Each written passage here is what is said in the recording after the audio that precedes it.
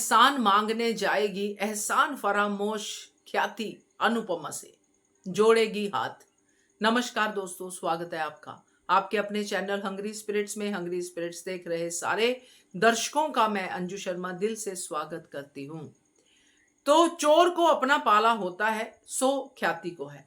ख्याति ने आज सपना देखा जिसमें उसको पता चल गया कि मेरी ये आई ड्रॉप वाली चोरी सामने आती है तो मेरे साथ क्या होगा इस घर में।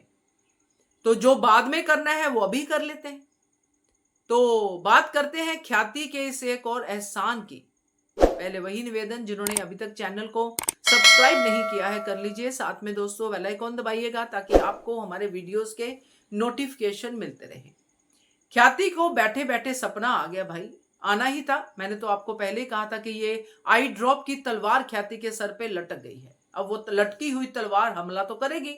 तो ख्याति को दिख गया अपना फ्यूचर, ख्याति को अपनी साइड भी दिख गई। तो मैंने तो बदला लिया। पहली बात तो ख्याति को इस बात की समझ ही नहीं है कि अनुपमा ने खंजर वंजर नहीं मारा, तुम्हारे बेटे को गोली नहीं मारी है।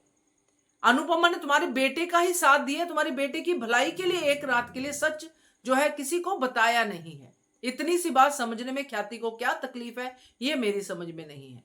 या तो बिल्कुल ही पैदल है दिमाग से, या सिर्फ आर्यन ही उसका बेटा था जो हम पहले से कहते आ रहे हैं, बाकी सब तो कोई था नहीं उसका।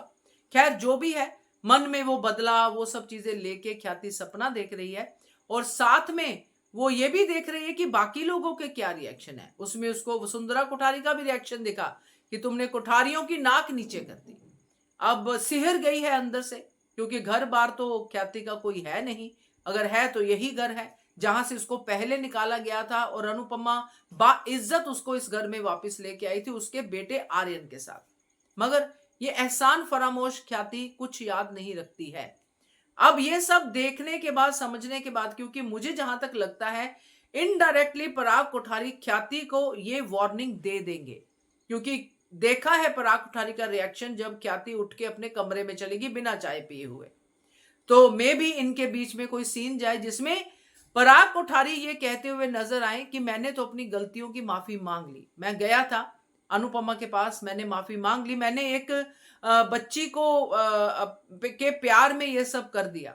मगर अगर तुमने कुछ किया है बदले की आग में तो अभी मौका है, संभाल लो अपने आप को, संभाल लो इस सिचुएशन को, क्योंकि अगर किसी और को पता चला तो ये बहुत गड़बड़ हो जाएगी। ख्याति इनडायरेक्टली पराग कोठारी उसको रास्ता दिखाएगा, फिर ये जाएगी अनुपमा के पास माफी मांगने के लिए। जो हम सुन रहे हैं, जो हम देख रहे हैं कि हाथ जोड़ के खड़ी है अनुपमा के सामने ख्याति।